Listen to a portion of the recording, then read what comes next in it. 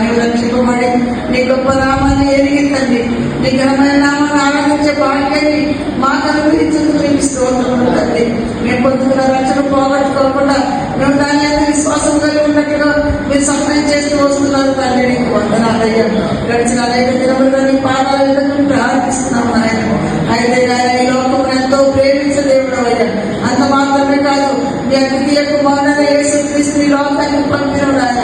ఆ కుమారుడు రక్తం ద్వారా ఈ లోకం రక్షింపబడాలని ఆయన, ఉగ్రత నుంచి తప్పించబడాలని ఆయన, అయ్యా ఉగ్రత నుంచి తప్పించబడాలి, రక్షింపబడాలని కుమారుడు లోకానికి వచ్చాడు ఆయన.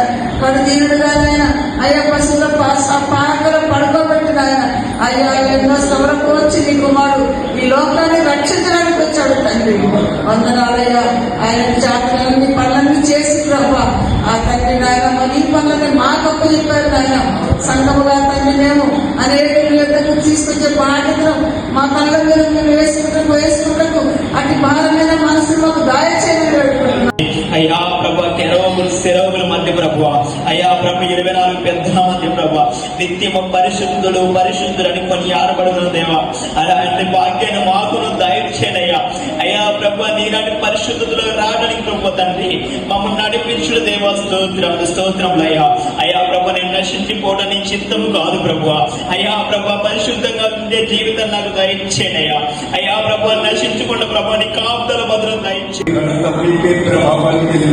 తండ్రి సూర్య చంద్ర నక్షత్ర సమస్త సమూహము సమకూర్తి చేసిన వాడా, మీ గ్రంథాలతో మీ కోరిక చొప్పున నేల మట్టి నుండి నలుగు నిర్మించి వారి నాసికారంతములు జీవములు ఈ మాట విని నిరంతరం నేను బ్రతకవలసిన నా తండ్రి.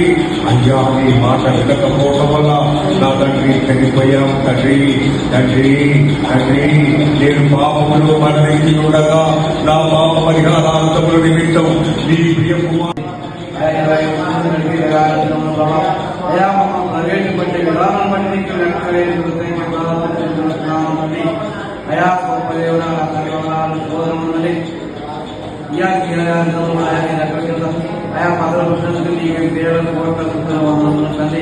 ఇంకా మామూలు ప్రభావం 26 కూడా 26 కాశీ కాపాడు కాశీ కాపాడి ముందుకొచ్చే వరకు అయా నీ బలాన్ని నీ శక్తిని నీ ప్రభుత్వం దయచేయమని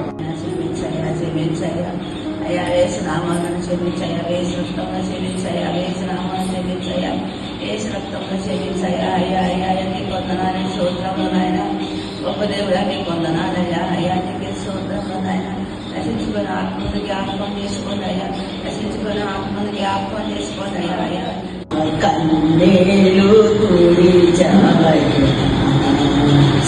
మోకాళ్ళతో నేను పెట్టగా మామలను విన్నావయ్యా. ఆత్మల భారంతో నశించిపోతున్న ఆత్మలనైనా బలపరిచయ్యా. ముఖ్యంగా నాయన నా కుటుంబంలో మా ఆత్మను రక్షించండి అయ్యా. అయ్యా నా భర్త గారి ఆత్మను రక్షించండి అయ్యా. నాకు రక్షణ భాగ్యాన్ని దయచేయండి, నాకు ధైర్యాన్ని అయ్యా.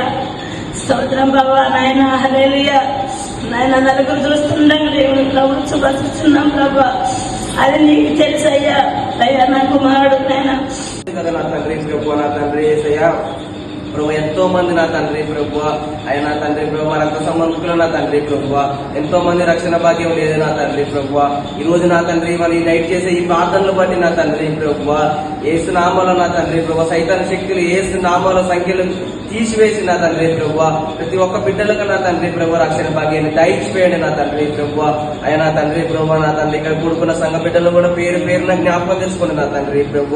ముఖ్యంగా నా తండ్రి మమ్మల్ని జ్ఞాపకం తెచ్చుకోండి నా తండ్రి ప్రభు.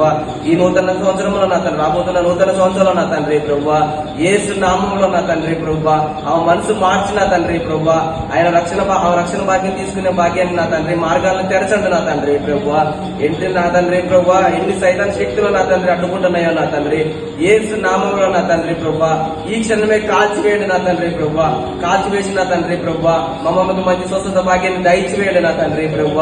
రాధమాటి కుటుంబాన్ని కూడా జ్ఞాపకం చేసుకోండి నా తండ్రి ప్రభు. నా తండ్రి ప్రభు నీ ఇంటిని మొత్తం వరకు వచ్చి నా తండ్రి ప్రభు వెనకాడుచుండగా నా తండ్రి ప్రభు యేసు నామములో నా తండ్రి ప్రభు రక్షణ భాగ్యం తీసుకునే మార్గాలు తెరచండి నా తండ్రి ప్రభు.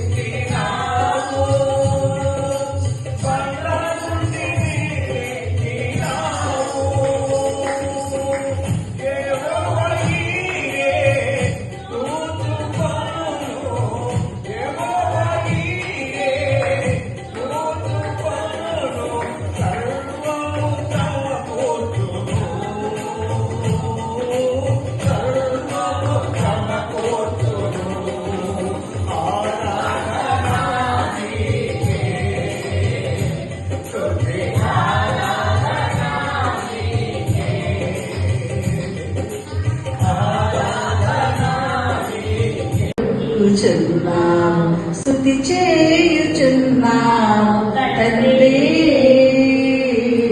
సమీపముగా ఉన్నాము తండ్రి. మా మనవులను ఆలకించుచున్నావు, మా మనవులను ఆలకించుచున్నావు, మా ప్రార్థనలకు చెవియొగ్గి ఉన్నావు, స్తుతి చేయుచున్నాము తండ్రి. దీపముగా ఉన్నాము తండ్రి. హల్లెలూయా.